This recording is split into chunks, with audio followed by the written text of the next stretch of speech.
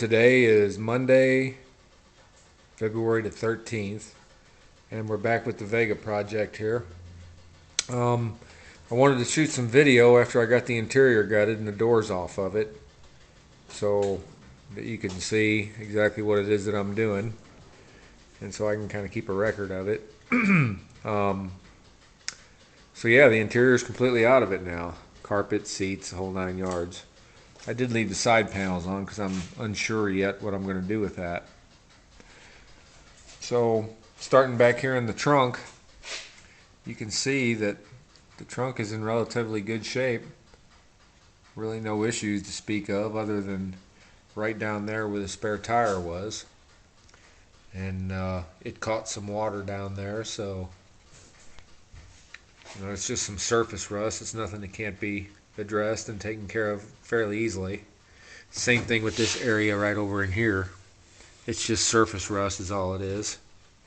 And like I said in the first video, it does have a hole that goes all the way through right there in that corner. So I'll have to address that. But other than that, the trunk's in really nice shape, as is most of the floor, as you'll see in a minute. But there are some issues. So I'll take you over and show you the driver's side. I'll move my light here so we can see.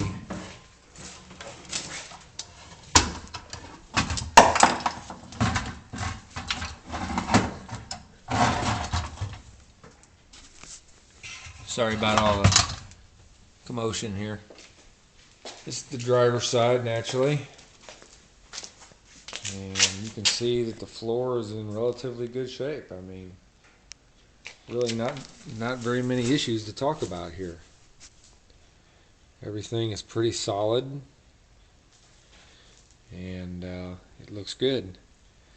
The drive shaft tunnel is excellent. The farther to the front of the car you get, however,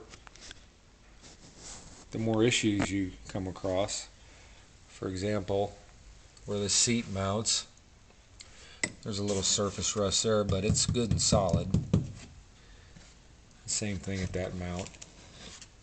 And as you get up a little bit closer to where the front mounts are, there's actually this actually comes up and then flattens out, and this area all in here has got some rust, but it's all basically surface rust, other than this material here, which is flaking off.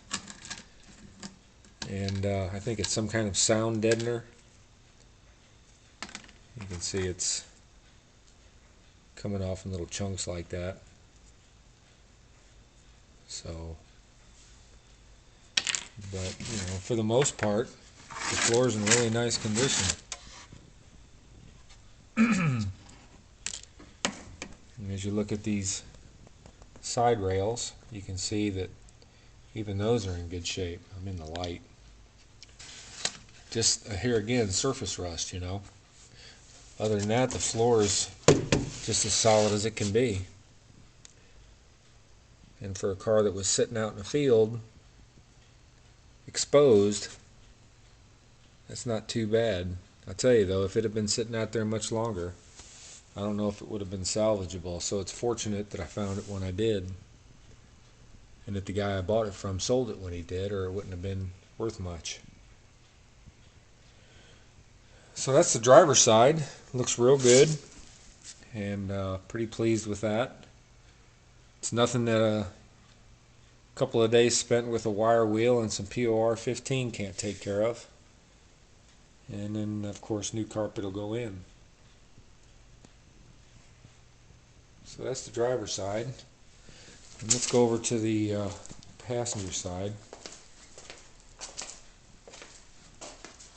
There's number one right there, Miss Jean.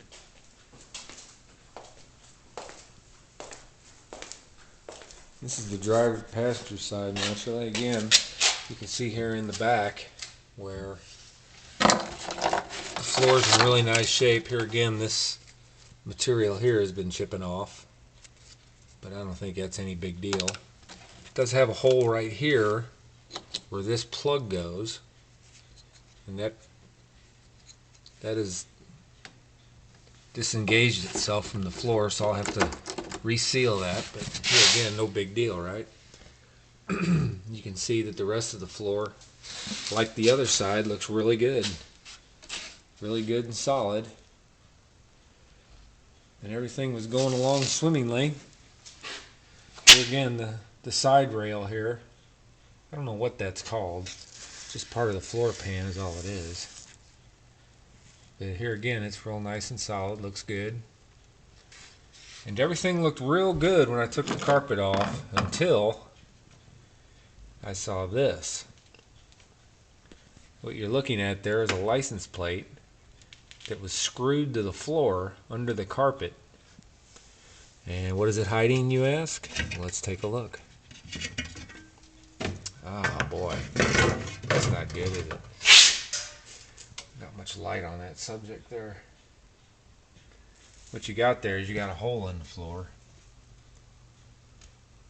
And it's something that's going to have to be addressed for sure. I'm not sure how to fix that, but I have friends who do, so I'm going to be relying on them to help me.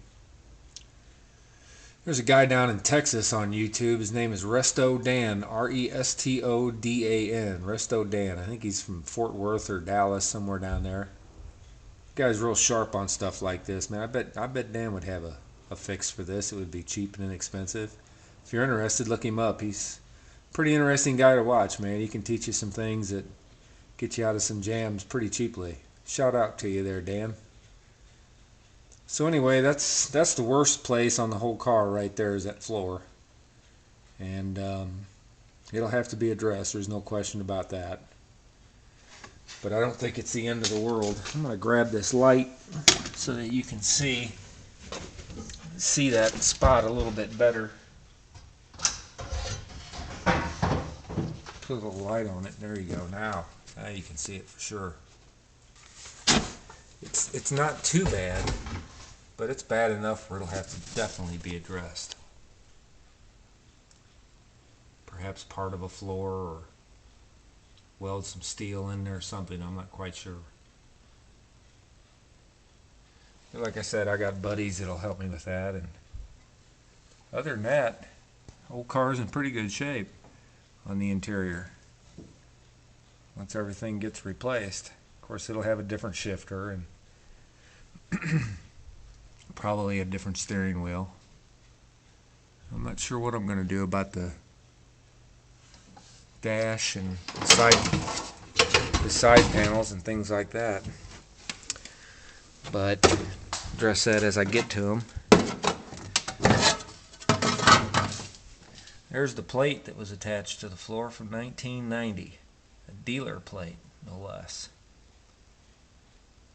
So that was a pretty interesting find. It's the only place on the whole car I found that was bad. So I guess I can live with that. For a virgin car, that's not too bad. So anyway, that's the start of the interior work. And I think that's where I'm going to begin this project, is in the interior, get this all taken care of and fixed, and then that'll be behind me and I can move forward. Oh, I will show you one other thing. I went to Cedar Rapids, Iowa this past Saturday, and I picked this up for the car. That would be the rear end that would be going into it. That's a standard width Vega rear end, but it's a 4 to 8 inch with 355 gears. That's a posi unit with ladder bars,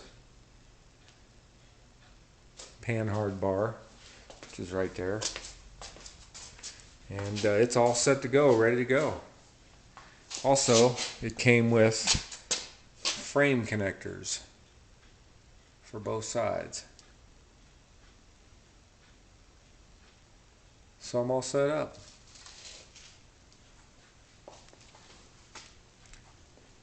So that's it for now, folks.